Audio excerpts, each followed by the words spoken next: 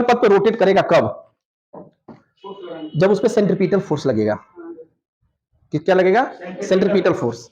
Centripetal force F equal to क्या होता है बताओ? mv square upon r। लेकिन यहाँ पे एंगुलर वेलोसिटी दिया है, क्या दिया है? एंगुलर वेलोसिटी दिया है। Angular velocity F equal to, इसको हम लिखते हैं m v की जगह क्या लिख सकते हो? r square omega square upon r। बोलो, हो सकता है? v equal to r into omega पढ़े हो? भूल गए? v equal to r into omega, r से r कैंसिल, तो F इक्वल टू क्या हो गया? m r omega square. लेकिन r क्या है? रेडियस है। तो जब यह रोटेट कर रहा है तो उसकी टोटल रेडियस कितना हो जाएगा बताओ? L plus x. इसको जगह हम क्या लिख सकते हैं? F equal to m omega square L plus x. यह जो फोर्स, यह जो इसको फोर्स मिलेगा सेंट्रीपिटल फोर्स, उसको कहां से मिलेगा? स्प्रिंग के फोर्स से। कहां मिलेगा? स्प्रिंग के फोर्स से। और स्प्रिंग का फोर्स क्या होता है बताओ? kx। F equal to kx equal to m omega square L plus x. इसको इधर ले आओ, k upon m omega square equal to, इसको क्या लिख सकते हो? k, अगर इसको लाओगे इधर तो लिख सकते हैं x अपान l, यानी 1 प्लस l अपान x। ठीक है। अब क्वेश्चन में दिया है क्या है इधर? Relative change in the of the spring. Relative change option इसका दिया है m ओमेगा स्क्वायर 3k, बी ऑप्शन दिया है आपका 2m omega square upon k, और सी दिया है m ओमेगा स्क्वायर अपन के, हमें लगता है यही आएगा k, और थर्ड दिया है, और फोर्थ दिया है √3/2 m omega square upon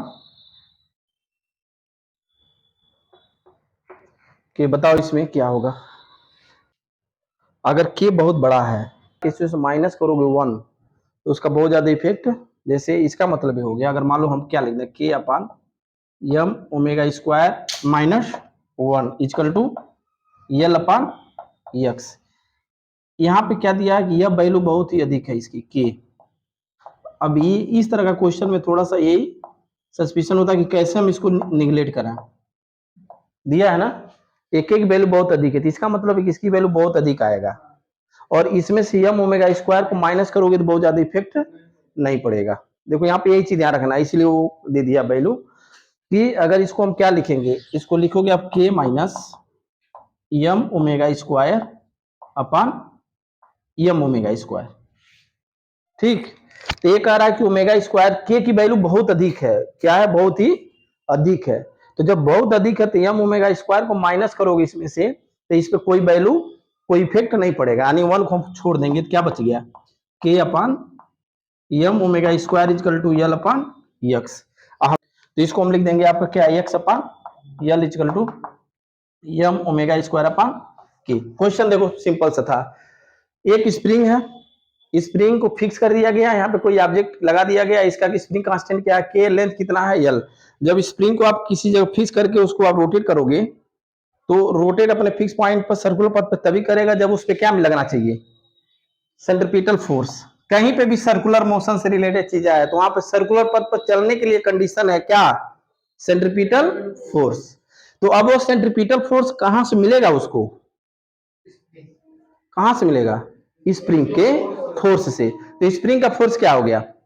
kx, और r कितना हो जाएगा? क्योंकि x तो चेंज हो रहा है उसमें ना, कुछ तो चेंज हो जाएगा, लेंथ तो l प्लस एक्स, बाकी जो सॉल्व करोगे देगा। जैसे एग्जांपल के तौर, second option 20%, third option 1.67% and fourth option 5%। यह क्वेश्चन है जी मेंस सितंबर 2020। जी मेंस सितंबर 2020। ये आपका दिया है गीगा पास्कल, गीगा पास्कल में। तो 1 giga pascal equal to 1 into 10 power 9 pascal, इसलिए 4 GPa इक्वल टू क्या हो जाएगा 4 इंटू 10⁹ पास्कल। एक किसकी वैल्यू है प्रेशर का, की वैल्यू कितना दिया है B इक्वल टू दिया है 8 इंटू 10⁻10 पास्कल। अब यहाँ पे एक चीज ध्यान दो, हमें फाइंड क्या करनी है, ध्यान दो इस पे, length of the percentage change in the length. अच्छा बताओ लेंथ में परसेंटेज कैसे निकालते हो चेंज में, भाई changing in percentage delta L upon L into 100। हमको इस रूप में चेंज करना पड़ेगा, बिना इस रूप में चेंज किए आप ला नहीं पाओगे। और इसमें बताओ कहीं लेंथ की यूज किया है क्या, तो कैसे लिखोगे, बहुत सिंपल सा चीज है, देखो V इक्वल टू क्यू का V क्या होता है एल क्यू, साइड की होता है, इसको क्या लिख सकते हो delta V upon V equal to 3 delta L upon L. तो delta L upon L equal to कितना हो जाएगा बताओ 1/3 डेल्टा V अपान V होगा क्या, बोलो यहां तक किसी को कोई डाउट क्वेश्चन के अकॉर्डिंग। B इक्वल टू क्या पड़े हो बताओ P अपान डेल्टा V अपान V पड़े हो, तो इसको हम क्या लिख सकते हैं बताओ delta V upon V equal to P upon B लिख सकते हैं क्या, लिख सकते हैं 3 delta L upon L equal to P upon B, या delta L upon L equal to क्या हो गया P अपान 3B। अब इसकी वैल्यू रखो, P की वैल्यू देखो कितना दिया 4 इंटू 10⁻9 और B की वैल्यू कितना दिया 8 इंटू 10⁻10 इंटू 3 हो जाएगा ना, इंटू 3, तो एक कितना हो जाएगा बताओ 4 दूनी 8 2 3 6 60 हो जाएगा, एक नीचे लाओगे एक इससे कैंसिल, बताओ delta L upon L equal to क्या आया 1/60, यही आया ना, नहीं 1/60।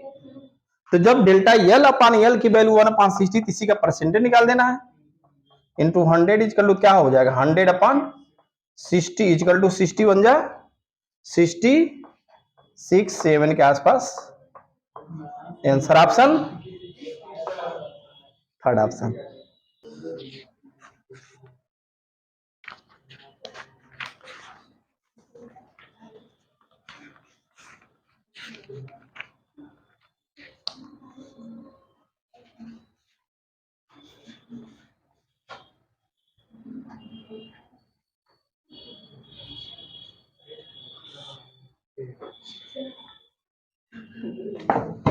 कुछ चाकला